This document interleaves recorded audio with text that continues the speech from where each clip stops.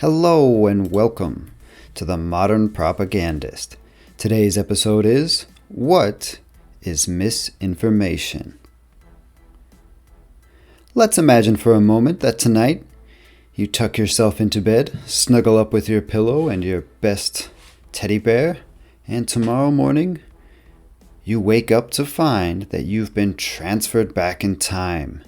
You are a kid again. Your mom comes into your room to wake you up. Honey, it's time to wake up. Did you leave the fan on again? You're gonna catch a cold. You get out of bed, stumble down the hallway to take a nice shower, and you come down to breakfast. There, your little sister looks at you and says, "Your hair's wet. You're gonna catch a cold."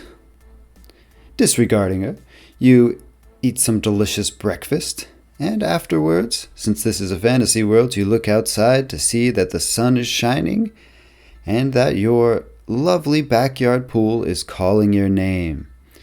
You leave the breakfast table and begin to run down to the pool, but before you get there, your big brother stops you. "Hey, come on now, Chief. You can't go for a swim. You might get a cramp and drown." Dismayed, you go back inside to wait. Later on in the afternoon, you find yourself chewing some delicious bubble gum. After a few minutes, it loses its flavor and you decide to swallow it. Once again, your little sister is there to see it, and she cries at you, "That's gonna be in your stomach for 7 years." Well, life goes on. Later on, you're cracking your knuckles. Grandma looks at you from the chair, diverts her eyes away from her knitting and says, "Honey, that's gonna give you arthritis." Well, all right, so you stop. It sounds believable enough. And you sneak into the kitchen. There is a nice steamy cup of hot coffee. Now, yesterday you were an adult, so, maybe you had a cup of coffee or two, and, well, you're craving one. As you go over to the table, you sneak up, reach up, pull the delicious coffee to your mouth, and take a big swig. You put it back on the table and turn, only to see your grandpapa there looking at you. "That'll stunt your growth." Well, eventually you go back to bed, and this time you're careful to turn off the fan.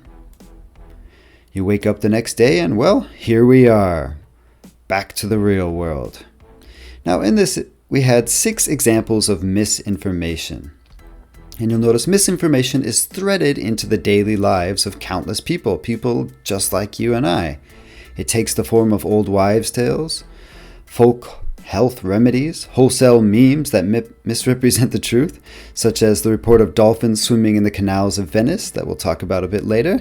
But misinformation can also take on more serious and contemporary topics like connections between politicians and seemingly tangential world events, misguided instructions of what to do in case of an emergency, and what we've been seeing more and more of these days, information about COVID-19, for example, home remedies and the looming vaccinations that some people say may cause problems, may not cause problems, can prove deadly, are going to put a microchip inside of your body, are going to trace you here and there and everywhere.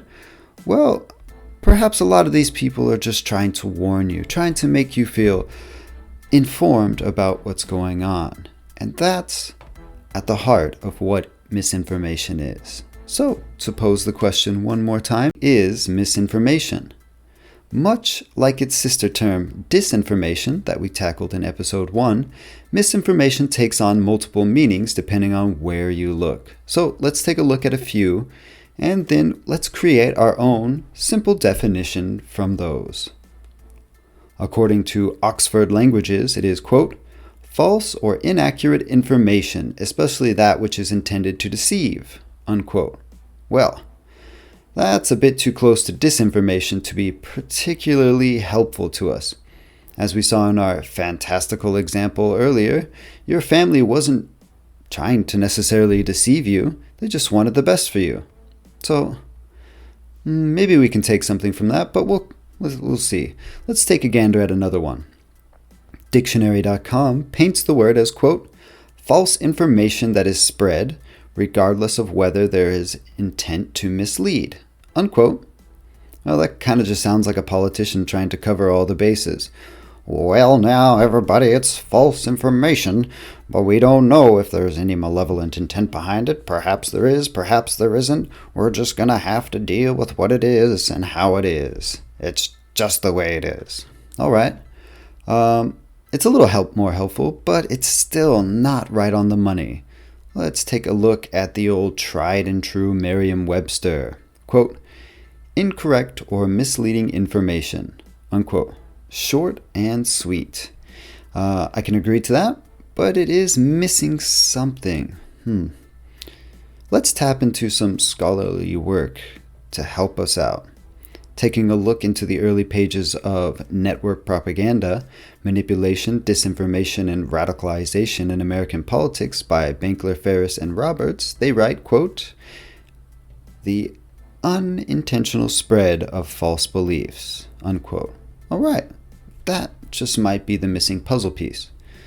So, taking a look at all of them, let's say that misinformation is, quote, the consumption and dispersal of false information and or beliefs that lack malevolent intent. That last bit helps to separate it from our definition of disinformation in episode 1. Disinformation, if you remember, is, quote, false information that is intentionally created and disseminated to persuade people of something, unquote. Okay, wait a minute. That's a little confusing, isn't it? Let's break this down a little bit more. So, disinformation is false information that is created to persuade people of something that is not true. Okay. Misinformation is information that people share and others believe is true, although it is not true, and it is shared again because they believe it to be true. So it just basically relies on the intentions behind the sharing of the information. Easy. Disinformation is shared with malevolent intent, with bad intent, and misinformation is shared because people believe the information to be true. In both cases, the information is false, but the reason for its propagation are what makes them differ. But wait, there's more. So, where does misinformation come from? This is the kicker, isn't it? In many cases, it was probably created to answer some question that couldn't be answered by a person or by the science of the day. For example, colds. A cold is actually a virus. It lives inside a host and causes the familiar symptoms we know: coughs, sniffles, maybe a bit of a fever. But before germ theory and before viruses were known to exist, how would you explain a cold? Well, little Gunther, it seems we have come down with a wee bit of a cold. I told you playing outside in the chilly air would give you a cold, didn't I? Perhaps quite a bit of misinformation has trickled down over countless generations trying to address such problems. Other instances are simple misattribution errors. In 2020, viral videos appeared to show dolphins swimming in the canals of Venice. This story was later debunked by showing that the footage was from a city some 750 kilometers away, which, although it was rather rare for such marine creatures to cruise up into the area, it was not unheard of. A story like this one doesn't really harm anyone, but it does share a false truth with people across the globe. Now, with that said, it is important to note that disinformation can indeed become misinformation as well. In the early months of the COVID-19 pandemic, the internet was abuzz with mis- and disinformation. One such claim was that drinking rubbing alcohol would disinfect oneself from contact with COVID-19. A 35-year-old man downed a bottle of 91% rubbing alcohol after touching his own face at a grocery store. After passing out inside his home, spending a brief stint in a coma at the hospital, he was released. Another man, 40 years old this time, was admitted to the hospital suffering, quote, from a caustic burn injury because he accidentally swallowed industrial-strength bleach thinking that it would cure him of the virus, unquote. Here, perhaps folks created the information believing it to be true and sharing it in hope of helping someone. Or perhaps people created it knowing full well people who attempted to do such a thing would be greatly injured in the process. It is here where we see kind of a Schrodinger's misinformation come into play, in which misinformation both is and isn't disinformation until it is checked by an observer. Once again, misinformation comes in a lot of shapes, from old wives' tales to false medical claims, to how strong you believed your dad was when you were a child. And many of them are relatively harmless. But when they do pertain to serious subjects, it is best to dig a bit deeper than a meme you saw on Facebook or a video about vaginal power stones you saw on YouTube and liked. If you are not sure if something is true, follow these steps. Step number 1. Stop. Take a breath. And ask yourself, is this really true? A headline like, quote, Hillary Clinton and the ghost of Elvis leading the UN army to invade Portland amid riots, unquote. Just take a second. It doesn't take a genius to realize that this is probably something I should double check. All right? Perhaps clickbait titles are getting just a little bit out of hand. Number 2, pose the question. Is there anything that directly comes to mind to counter this claim?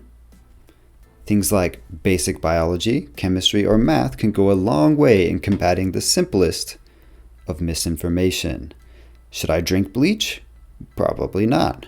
Should I drink 91% rubbing alcohol? Once again, probably not. Number 3, use your Google foo. If you aren't sure of something, don't be scared of doing research. While Google isn't the end-all be-all of information, it is a great place to start finding out information. If you can do it to find places to eat, you can sure as heck do it to see if information is true or not. Number 4, ask yourself if the information or explanation appeals to a very specific worldview. If you begin researching and you do find information to back up the claim, be sure that it is as unbiased as can be. Now, it's pretty tough to find things that are not necessarily biased, but you should shoot for things that are unbiased as possible. Many folks will jump on the bandwagon fallacy and vouch for things that sound about right and produce what they call a lot of evidence, quote-unquote evidence, to back it up, especially with politics, medicines, and religion. Be sure to really take your time to research important and potentially dangerous things. Next one.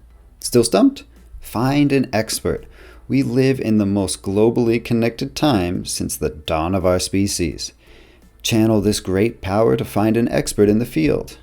Even crowdsourcing information from websites like Reddit or Quora could help give you the answer closest to the truth, and if nothing else, give you a platform to try and hear as many voices as possible to make up your own damn mind. And last but not least, if all else fails, head to your local library and see if they can aid you in your quest. We are now at the conclusion of episode 2, What is Misinformation? And I hope that you are all walking away from this episode putting on your sunglasses as explosions blow up behind you, better equipped to fight the mis and disinformation out there than you were before. Remember, we are all propagandists for some platform. We might as well make it for the betterment of society. Until next time, onward!